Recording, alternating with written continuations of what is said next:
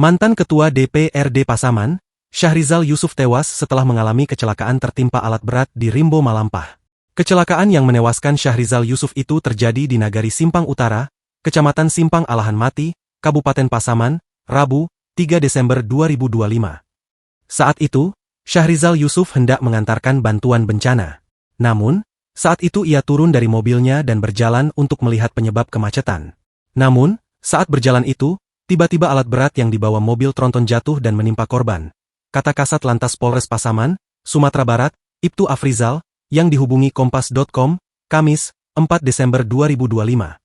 Syahrizal Yusuf adalah warga Jalan Syamsiar Taib, Jorong Tampang, Nagari Durian Tinggi, Kecamatan Lubuk Sikaping, Kabupaten Pasaman. Syahrizal Yusuf sebelumnya menjabat sebagai Ketua DPRD Pasaman periode 2009 hingga 2014. Pada periode 2017 hingga 2020, ia terpilih menjadi Ketua Dewan Pimpinan Daerah Partai Golkar Kabupaten Pasaman. Saat ini, Syahrizal Yusuf sebagai Ketua DPD Partai Golkar Kabupaten Pasaman periode 2020 hingga 2025.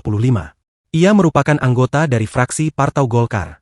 Ia meninggal saat berusia 59 tahun.